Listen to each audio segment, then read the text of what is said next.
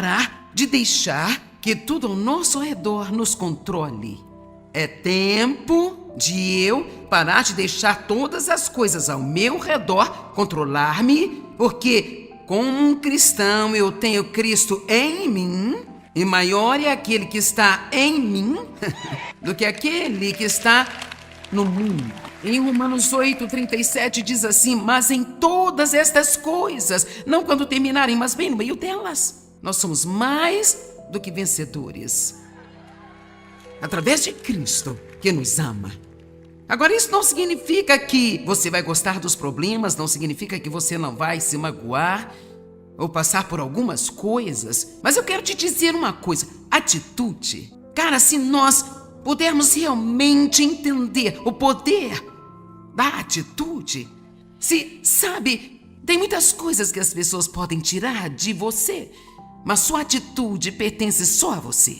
E se você não quiser ter uma atitude ruim, ninguém pode fazer com que você tenha uma atitude ruim.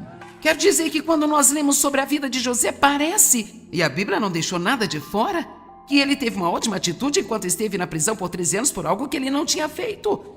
Sim, é incrível. Cara, passei a maior parte da minha vida com uma má atitude. Se eu tivesse um pequeno problema, eu transformava em um grande problema à noite. Apenas atitudes ruins, sentir pena de nós mesmos, ficar ressentido com as pessoas. E sabe, pobre de mim, ninguém está tão mal quanto eu estou. E sabe, nós precisamos tomar uma decisão. Eu não vou perder nem mais um dia da minha vida sendo infeliz. Soa bem? Porque veja, eu acredito de todo o meu coração que Deus quer que sejamos felizes. Eu senti como se o Senhor tivesse falado ao meu coração na semana passada um simples: seja feliz hoje. Sabe, Deus se alegra quando estamos felizes, sabe? Se você tem filhos, você sabe que gosta de vê-los felizes. Ninguém quer ver os seus filhos infelizes. E Deus não quer nos ver infelizes. Eu acho que uma das coisas que nós podemos fazer por Ele é servi-lo com alegria. E é o que o Salmo 100 está dizendo: sirva ao Senhor com alegria. Se você ainda não sabe qual é o seu propósito, basta começar com: bem, eu vou servir ao Senhor com alegria, e Ele levará outras coisas boas. Sabe, realmente, nós acabamos tendo essa atitude: bem, é tão difícil, Deus, é tão difícil, a vida é tão difícil, isso é tão difícil. Mas você quer saber, realmente Deus nos dá respostas super simples, que produzem surpreendentes resultados em nossas vidas. Não vou aprofundar muito nesse assunto aqui. Vou falar sobre ele só por um minuto, de como realmente nós pensamos que perdoar as pessoas que nos feriram é tão difícil. Mas sabe o que é difícil? Ser amargo por toda a sua vida. Agora, isso é difícil. E nem mesmo é muito esperto quando alguém magoa-nos e nós ainda estamos bravos e magoados um mês depois, e eles provavelmente nem sabem disso, e se sabem não se importam, e eles estão lá fora se divertindo, e nós estamos aqui sendo infelizes. E Deus nos dá uma resposta tão simples, uma resposta simples: deixa pra lá, livre-se disso. Sabe, há momentos em que eu tenho que me dizer: sabe, Joyce, provavelmente você magoou as pessoas muitas vezes e nem percebeu que fez isso. Acreditar no melhor das pessoas quando elas magoam você é tão poderoso, porque imediatamente isso ajuda você. E aqui está o ponto principal: se um dia eles maltrataram você de propósito, e Deus ainda não pôde trazê-los para um lugar de arrependimento, e você faz o que deveria fazer diante de Deus, Deus vai lidar com eles e ainda irá recompensar você.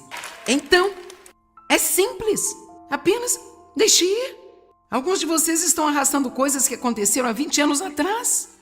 Quero dizer, sério, eu sei disso porque eu fiz isso durante anos e anos e anos, e eu estava zangada com minha mãe e com meu pai. Eu odiava minha mãe e o meu pai, e eu odiava as pessoas que não me ajudaram. Eu estava zangado com eles, eu estava zangado com todo mundo. E eu fico tão feliz por ter me casado com um homem que tinha uma boa atitude. Sabe por quê? Eu nunca tinha convivido com alguém com uma boa atitude. Eu achava que ter uma atitude ruim era um modo de vida. Talvez você tenha crescido em um ambiente negativo e você ainda não ouviu uma boa notícia que você pode controlar a sua atitude. E ela não precisa ser ruim para a pessoa ao seu lado. E diga: você não precisa ter uma atitude ruim. Se você está tendo um dia ruim, a primeira coisa que eu gostaria de incentivá-lo a fazer... Está pronto para isso? A primeira coisa que eu gostaria de incentivá-lo a fazer é ter uma boa conversa com Deus. Agora, eu propositadamente não disse ore. embora orar seja uma conversa com Deus, mas eu não vou usar essa palavra agora porque eu penso que algumas vezes nós temos a mania de espiritualizarmos tanto a ideia de oração que, às vezes, quando você ouve muitas coisas, então isso pode apenas chegar ao ponto em que nada tem muito significado para você. Eu sei, você tem um problema, ore então a respeito. Bem, eu estou dizendo, vamos dizer que alguém feriu você, seus sentimentos. Bem, reserve um momento e tenha uma conversa com Deus. Você pode apenas dizer: Senhor, o Senhor sabe que isso me feriu. Então eu peço que o Senhor me conforte. Ajude-me, Senhor, a não apenas ter um dia ruim por causa de uma coisa que aconteceu. Eu amo você, Senhor, eu quero fazer as coisas que você quer que eu faça. Eu sei que você não quer que eu fique chateado. E siga com a sua vida. Agora você passou tudo para uma única pessoa que realmente pode ajudá-lo. Agora eu disse, tenha uma conversa com Deus, mas veja, conversar significa falar e ouvir. E sabe, infelizmente, cara, eu frequentei a igreja por anos e anos e anos antes de eu saber que eu podia ouvir de Deus. E existem grandes grupos de cristãos que só de você falar a respeito de ouvir de Deus, eles estão prontos para simplesmente achar isso tudo uma loucura, sabe? Você conta a alguém, eu ouvi de Deus, e imediatamente eles querem te dar um remédio, eles acham que você é doido ou algo desse tipo, sabe? Eu não sei como uma pessoa pode ler a Bíblia e pensar que Deus não fala com o povo dele. Sabe, ele falou com Abraão, ele falou com Moisés, ele falou com José, quero dizer, ele falou com Isaac, quero dizer, com tantos homens ao longo da história. E todos esses exemplos eu os tirei da antiga aliança. Quando nós chegamos à nova e nascemos de novo, ele está morando dentro de nós. Ele disse, eu não vou apenas estar com você, mas eu vou estar em você. E assim, uau! Agora, quando eu digo tenha uma conversa com Deus, eu não vou dizer que você vai andar por aí ouvindo vozes o dia inteiro. Não é isso que eu estou falando. Mas eu quero conversar com você um pouco sobre uma variedade de maneiras que nós ouvimos de Deus. Então, por que muitas pessoas pensam que não ouvem de Deus quando ouvem? Porque elas estão procurando por algo que realmente não existe. Mas antes de tudo, apenas algumas escrituras para que você saiba que Deus quer que conversemos com Ele e Ele fala conosco. Salmo 5:3. De manhã ouves a minha voz, ó Senhor. De manhã eu preparo uma oração, um sacrifício. Então as nossas orações são como sacrifícios subindo até Deus. Por ti eu espero e observo para que você possa falar ao meu coração. Agora tem coisa mais simples? Mas quer saber? Eu sublinhei a palavra preparo de laranja porque eu queria destacá-la. Eu preparo uma oração. Eu acho que às vezes nós precisamos de pensar sobre o que nós queremos pedir a Deus e parar de jogar um monte de palavras para que possamos cumprir o tempo de oração e nos sentir bem com relação a nós espiritualmente. E para ser honesta, quase sempre, até que nós aprendamos melhor, nós passamos tanto tempo tentando impressionar Deus com a nossa eloquência. Sabe, Deus tentou ensinar-me a vida inteira e Ele tem me lembrado de vez em quando. Joyce, quando você orar, peça-me o que você deseja e precisa com o mínimo de palavras possíveis. E é difícil, porque nós achamos que nós temos que ir mais e mais e dizer a mesma coisa 4 vezes de novo e de novo e de novo, mudar o tom, impostar a nossa voz. Então apenas tente dizer, Senhor, eu pequei, perdoe meus pecados, obrigada. Vamos lá, eu estou propondo esse desafio. Ou não seria assim, ó Deus, perdoe-me, Deus me perdoe, pelo amor de Deus me perdoe, ó Deus, por favor, perdoe-me, eu não vou fazer isso nunca mais, perdoe-me. Certo, ouça, alguém já veio até você, porque isso aconteceu comigo, sabe? Vieram e me disseram, posso fazer uma pergunta? Claro. Depois de terem falado 7 minutos, finalmente eu perguntei, ei, você tem uma pergunta? Eu acho que às vezes Deus fica com a gente assim também, ei, você realmente queria pedir alguma coisa? Então, eu preparo uma oração. Isso não significa que você tenha que se sentar e fazer um esboço antes de orar, mas eu acho que a oração é assim tão poderosa que nós precisamos começar a tratá-la tal como ela é e perceber que nós estamos falando com o ser mais poderoso desse universo, para quem nada é impossível. E sabe, em Filipenses 4:6, e provavelmente vou voltar a isso, Mais tarde, na Bíblia Amplificada, diz: não andem ansiosos por coisa alguma, mas em todas as coisas, pela oração e súplicas. E a Bíblia Amplificada amplia isto e ela diz: pedidos definitivos. Veja, eu gosto disso. Ele está dizendo: tenha certeza do que quer e deixe isso claro. Vamos, isso ajuda alguém? Não deixe de saber o que você quer. Mas veja, nós pensamos que somos mais espirituais se nós dissermos uma multidão de palavras. Eu não quero me meter em problemas aqui com algumas pessoas quando eu digo isso, mas eu nem penso necessariamente que a oração tenha que durar muito tempo. Eu prefiro orar mais vezes ao longo do dia, então ser significativa em cada coisa que eu orar, apenas fazer o que eu fiz durante anos e anos, me fechar em uma sala em algum lugar e gritar com o diabo e tentar falar com Deus por 1 hora para cumprir o meu tempo, para poder dizer a todos do grupo: eu orei por 1 hora hoje. Se você me perguntar por quanto tempo eu oro, não tem como eu te dizer isso, sabe? Eu não tenho ideia. Eu não sei se você deveria ter também. Eu não quero me levantar de manhã e orar e depois fazer uma pequena oração antes de deitar à noite e tentar lidar com o resto do dia sozinha. Toda vez que tem alguma coisa ferindo-me, ou incomodando-me, ou pressionando a mim, ou há um peso em meu coração, ou há um desafio, imediatamente eu quero conversar com Deus. Eu não quero esperar a hora da oração para ter ajuda. Eu quero falar com Deus sobre tudo e observar e esperar que Ele responda-me na minha vida. Agora, tenho dito isso, não há nada de errado com a disciplina. Eu acho uma coisa linda a disciplina. Eu sou muito disciplinada. Quando me levanto pela manhã, eu passo minhas primeiras horas do dia com Deus, porque você realmente não queira me conhecer até eu ter passado algum tempo com Ele. Confie em mim. É melhor Deus me receber antes de você. E muitos de vocês são assim também, só não descobriram ainda. E então, eu sou muito disciplinada com esse tempo com Deus, mas eu faço muitas coisas nesse tempo. Eu escrevo no meu diário, eu falo com Deus, eu leio, eu escrevo mais no meu diário, sinto-me calmamente um pouquinho. E a próxima coisa que eu faço é caminhar todas as manhãs ao ar livre, se o tempo estiver bom, se não numa esteira. E eu oro, falo bastante com Deus durante esse tempo, medito nas Escrituras, confesso as Escrituras em voz alta. Eu tenho disciplina na minha vida, mas eu não tenho como essa quantidade de tempo fixo para cada coisa, sabe? Pensando que eu estou preenchendo algum tipo de cota com Deus. Eu quero compartilhar com as pessoas que Deus me dá o privilégio de ensinar. Eu quero ensinar a vocês como construir a vida com Deus.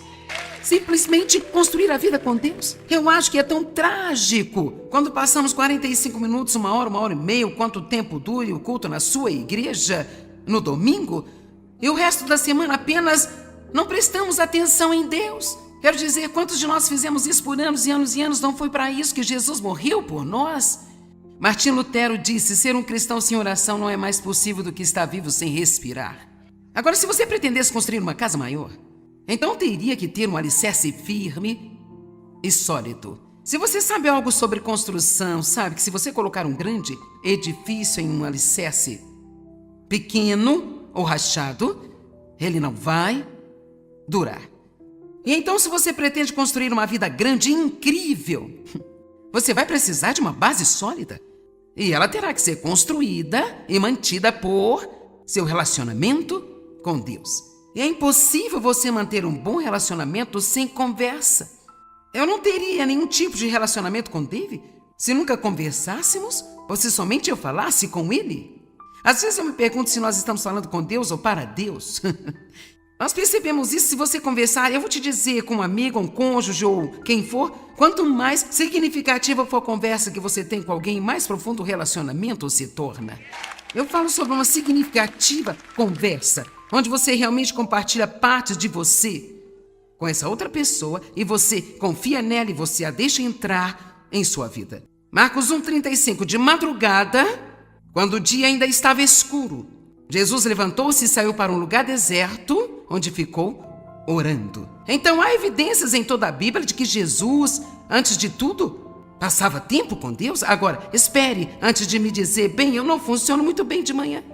Qualquer pessoa pode pelo menos dizer: bom dia, Jesus, eu amo você. Quer dizer, se você está com tanto sono e mau humor quando se levanta pela manhã, que você acha que não poderia sinceramente conversar com alguém, nem mesmo conversar com Deus? Pelo menos você pode começar apenas dizendo: bom dia, Senhor. Eu te amo. Eu preciso de você. Nós falaremos mais quando eu acordar. A única coisa que nós temos que parar de fazer com Deus é fingir e só se aproximar dele com religiosidade. Seja verdadeiro com Deus. Jeremias 33:3.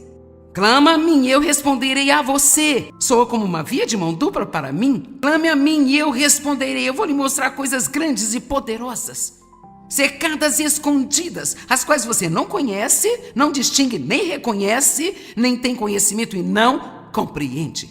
Salmos 85:8. E se todos os outros não o convenceram, este aqui irá fazê-lo. Eu ouvirei com grande expectativa o que o Senhor meu Deus dirá, porque eu sei que ele falará com o seu povo. Uau! Aos seus fiéis, aqueles que estão em retidão com ele. Temos que ler novamente. Salmos 85:8. Eu ouvirei com grande expectativa. Agora, nunca mais diga em sua vida: eu não ouço de Deus. Não diga isso: eu não consigo ouvir de Deus, eu não ouço de Deus. Pelo menos, tome uma decisão hoje de mudar a sua confissão e comece a alinhá-la com a palavra de Deus que diz: eu falo com Deus e ele fala comigo. Eu ouço de Deus. Eu ouvirei com grande expectativa o que o Senhor dirá, porque ele promete paz ao seu povo. Bem, como ouvimos a voz de Deus? Isto vai ser rápido, então pegue aí. Em primeiro lugar, através da sua palavra. Essa é provavelmente a maneira mais importante pela qual nós ouvimos de Deus. E não é apenas através da leitura da Bíblia, mas estudando a Bíblia. E então também, quanto mais você sabe a palavra, uma das coisas que o Espírito Santo faz, de acordo com João, é trazer as coisas à nossa lembrança.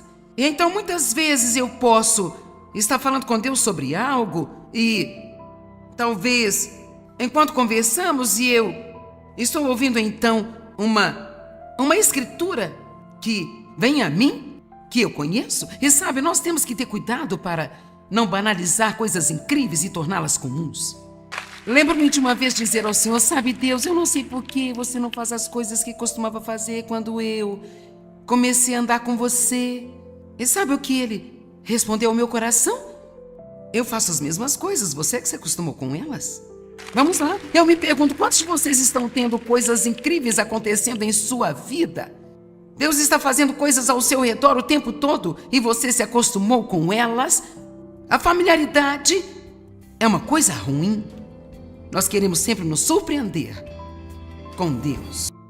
Estou chamando essa mensagem hoje de o que tem passado pela sua mente. Realmente, se pudéssemos fazer um inventário do que tem passado pela nossa mente, nós poderíamos rapidamente fazer uma conexão com o que está acontecendo na nossa vida, o que tem passado pela nossa mente. Eu fui à igreja por muitos anos e ninguém nunca me falou que os meus pensamentos estavam conectados com a minha vida.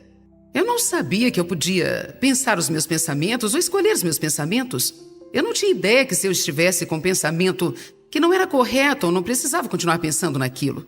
Eu acho que é uma vergonha quando nós sentamos na igreja por semanas e semanas e ninguém nos fala das coisas que podemos realmente praticar na nossa vida diária. É ótimo aprender sobre doutrina, nós todos precisamos ter as palavras doutrinárias, mas nós precisamos saber como viver. Nós nunca teremos o tipo de vida que Deus quer que tenhamos se não soubermos o que devemos fazer com os nossos pensamentos. Provérbios 4:23 diz: guarda o vosso coração com toda a diligência, pois dele procedem as fontes da vida. Agora, alguns pontos que não podemos perder aqui. Guardar o seu coração é obrigação sua. Todo mundo diga: minha obrigação. Poderíamos ler assim: guarda as vossas mentes. Está falando dessa vida dentro de você, que você precisa ter cuidado com seus pensamentos, precisa ter cuidado com as suas atitudes. Pensamentos geram atitudes. Tenho certeza que você já ouviu a frase que a sua atitude determina a sua altitude. Em outras palavras, a sua atitude determina realmente o quão longe você pode ir na sua vida. Guarda o teu coração com toda a diligência. Quando você faz alguma coisa com diligência, significa que você faz a mesma coisa várias vezes. Eu posso parar por aqui e dizer que enquanto você viver, não importa o quanto você seja espiritual, enquanto você viver, em todos os dias da sua vida, O diabo, de alguma maneira, tamanha ou forma, vai tentar injetar pensamentos errados na sua mente. E você terá que escolher jogar fora esses pensamentos errados e pensar em alguma forma de beneficiá-lo. E o que vai beneficiar o reino? No começo, isso parece um trabalho quase impossível. Isso parece ser um problemão, porque deixamos as nossas mentes vagando por tantos anos que hoje nós temos tantos maus hábitos no nosso pensar que quando descobrimos pela primeira vez que precisamos mudar os nossos pensamentos, parece que literalmente quase tudo que você pensa é algo que você não devia estar pensando. Se você for como eu era no início, você ficará assim. Mas confia em mim, se você continuar aprendendo a palavra, continuar orando, continuar sendo diligente de pouco a pouco, dia após dia, isso vai ficar melhor e melhor e melhor. Mas isso não quer dizer que o diabo vai parar de te atacar, mas quer dizer que você estará melhor para manter a porta fechada para os pensamentos errados. Guarda o teu coração com toda diligência, porque dele procede as fontes da vida. Agora, há uma vida que Jesus morreu para dar a cada um de nós. Uma vida específica que ele conquistou para nós ao morrer. Quando você se torna um cristão, você supõe que não pode manter toda a sua velha miséria e bagunça, só que agora com uma etiqueta cristã. Então nós não temos uma bagunça normal, mas agora temos uma bagunça cristã. Ou então agora nós não temos uma miséria normal, mas nós temos uma miséria cristã. É claro que todos nós sabemos que haverá lutas, tribulações, mas eu amo a oração que o apóstolo Paulo fez. Meu propósito determinado é conhecê-lo e conhecer o poder da sua ressurreição que me levanta dos mortos enquanto ainda estou neste corpo. É claro que Paulo estava dizendo que, mesmo estando no mundo e que no mundo haverá sempre lutas e tribulações, mesmo que tenha pessoas que sejam difíceis de se conviver, acontecerão desapontamentos, perdas, tragédias, que através de Cristo e através do seu poder de ressurreição, nós podemos encontrar um lugar nele para viver aqui, mas viver acima da bagunça. Não estou te prometendo que você nunca terá problemas ao se tornar um cristão, mas estou te prometendo que você nunca jamais terá que resolver os seus problemas sozinho. Porque Deus prometeu que uma vez que você permite que Ele entre na sua vida, Ele nunca mais te deixará nem te abandonará. Ele estará com você nos montes e também nos vales, pelo fogo e pelas águas. Ele estará contigo. Nossas mentes são importantes. O modo que olhamos para os nossos problemas é muito importante.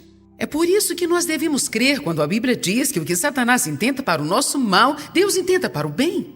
Então, quando você passa por uma situação difícil e os seus pensamentos tiverem uma tendência ao negativismo e ao fatalismo, não há esperança, nada vai mudar. Se você conhece a palavra de Deus, então você pode abrir a sua boca e você pode dizer: o que Satanás intentar para o meu mal, Deus planejou para o meu bem. E isto pode estar ruim agora, pode parecer ruim agora, pode machucar agora, mas em algum lugar lá na frente isto cooperará para o meu bem. Se você começar a pensar dessa forma, você terá forças para passar por qualquer situação. A esperança perdida faz o coração afundar.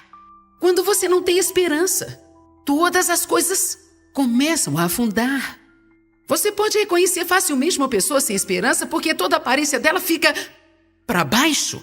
O rosto fica caído, os ombros ficam caídos, os braços ficam caídos. A conversa é para baixo, suas atitudes são para baixo.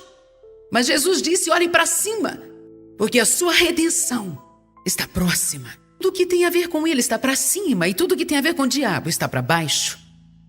Amém? Nós precisamos nos lembrar do que a palavra de Deus nos ensina, que se amarmos a Deus e nós continuarmos orando, que tudo vai cooperar para o nosso bem. Elas podem não ser boas, mas Deus é bom. E porque Deus é bom, Ele pode pegar uma bagunça e transformar num milagre. Deus pode pegar uma tragédia e transformar num triunfo. Eu não estou aqui tentando ser pentecostal ou levantar a multidão, mas isso é um fato. Porque aconteceu na minha vida e eu sei que para alguns aqui que estão andando com Deus há algum tempinho compartilham do mesmo testemunho. Para aqueles que estão aqui, que são novos na caminhada com Deus ou que não se decidiram ainda se querem andar com Deus, ou talvez você esteja caminhando com Deus, mas esteja passando por alguma luta agora, eu quero te lembrar que você precisa ter cuidado com o que você pensa e o que fala nos seus momentos de lutas e tribulações. A atitude que você tem no seu tempo de deserto determina quanto tempo você ficará lá. Querem ouvir isso novamente? A atitude que nós temos enquanto estamos no deserto determina quanto tempo ficaremos lá. Quando você reclama, você fica. Quando você louva, é levantado. Uma coisa que é muito triste, eu não vou começar a pregar sobre isso agora, mas alguns de vocês sabem quais são as respostas do seu coração. Nada? Posso te dizer uma coisa, um lugar vazio é um lugar. As pessoas têm uma mente passiva. E ter uma mente vazia e não pensar sobre nada pode ser um problema tão grande como pensar em algo errado, porque a mente vazia é a oficina do diabo e ele sempre está procurando algo para encher a sua mente. Se você manter a sua mente ocupada pensando em coisas certas, o diabo não poderá encher a sua mente com as suas coisas erradas. Alô? É por isso que é tão importante ajudar as outras pessoas. É por isso que é tão importante que você esteja o tempo todo envolvido com alguma obra no reino de Deus. É importante que você tenha muito tempo para descansar, mas também é importante que você não tenha tempo bastante em suas mãos, a ponto de você ficar entediado e tudo que você faz é ficar sentado nos cantos ou deitado em algum lugar, pensando no que tem de errado com o mundo. Nós precisamos ficar ocupados ajudando uns aos outros. 2 Coríntios 10, por favor. Versos 4 e 5. Essa noite eu tenho que tentar lançar um fundamento sólido sobre a importância da mente, a importância dos seus pensamentos, porque eu não quero só presumir que todo mundo sabe disso. Teve uma época que eu também não sabia disso, e deve haver pessoas aqui que não sabem disso, e com certeza tem pessoas assistindo pela televisão em várias partes do mundo que nunca ouviram falar que os pensamentos estão conectados com o que está acontecendo em suas circunstâncias. Pois as armas da nossa guerra, verso 4 diz, estamos numa guerra. Você poderia dizer, eu estou numa guerra. Pois as armas da nossa guerra não são armas físicas de carne e sangue. E se elas não são armas físicas, se elas não são armas carnais, então devem ser armas espirituais. Uma arma natural pode ser vista e pode ser carregada, mas uma arma espiritual não pode ser vista. Você possui armas para usar contra o seu inimigo, mas elas não são visíveis. São poderosas da mesma forma, mas não podem ser vistas pelos olhos naturais. É por isso que muitas pessoas nunca entendem direito sobre a batalha espiritual. Elas são poderosas perante Deus para derrubar e destruir todas as fortalezas. O próximo versículo vai nos falar que esta fortaleza da qual estamos falando tem algo a ver com a mente. E que nós derrubamos argumentos, teorias, questionamentos. Por onde passa todas essas coisas? Pela sua mente. Você já teve um argumento consigo mesmo? Deus já te direcionou a fazer alguma coisa e você pensou numa maneira de sair fora? As pessoas têm tanta teoria sobre Deus que elas não conseguem acreditar nele. Então nós derrubamos argumentos, teorias, questionamentos e toda atitude orgulhosa que se levanta contra o verdadeiro conhecimento da palavra de Deus. A Bíblia. E nós levamos todo o pensamento cativo e todo o propósito cativo à obediência de Jesus Cristo. Para falar curto e abertamente, o que você precisa fazer é conhecer muito bem o que está escrito neste livro, muito bem. Expor para seu tempo. Se você quiser ser um cristão vitorioso, você terá que ler e também estudar. E você terá também que dedicar tempo, também investir tempo, educando a si mesmo. Alguém aqui gostaria de consultar com um médico que um dia fez uma oração e se tornou médico e começou a consultar as pessoas? Alguém gostaria de ir a um dentista assim? Não. Quando nós queremos obter a ajuda de alguém, nós procuramos os grandes profissionais, nós procuramos os mais capacitados, nós procuramos as pessoas experientes. Sabe de uma coisa? Você pode fazer a oração do pecador e se você realmente for sincero no seu coração, Jesus entrará no seu coração e você será salvo. Por causa do sangue de Cristo, porque você creu em Jesus e entregou a sua vida a Ele. Mas você não aprenderá a andar em vitória enquanto estiver aqui nesta terra se não conhecer este livro. Você não andará em vitória enquanto estiver aqui se você não aprender o que está escrito neste livro e não só aprender, como também aplicar isso à sua vida. Você pode até vir às reuniões, você pode vir à igreja, você pode ouvir a palavra, e você pode ter tantas coisas escritas e grifadas e estreladas e canetinhas de tantas cores na sua Bíblia que você parece até um teólogo da igreja. Mas isso ainda não quer dizer que você sabe alguma coisa. A única maneira de sabermos de alguma coisa é olhando para o que fazemos. Amém?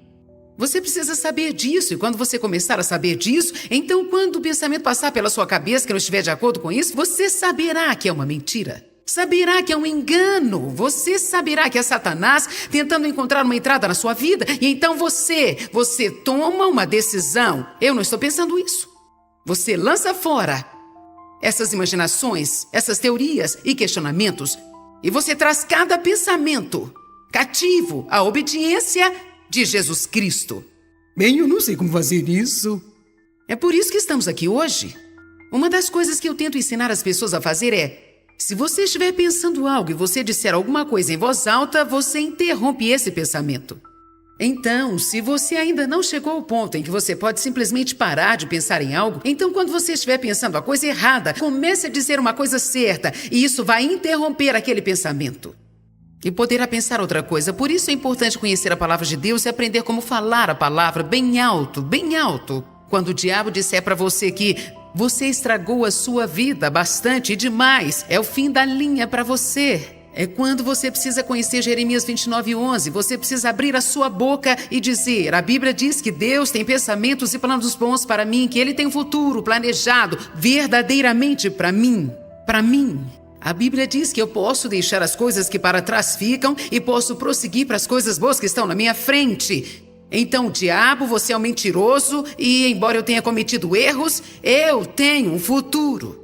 Mas se você não souber disso, então você vai ficar...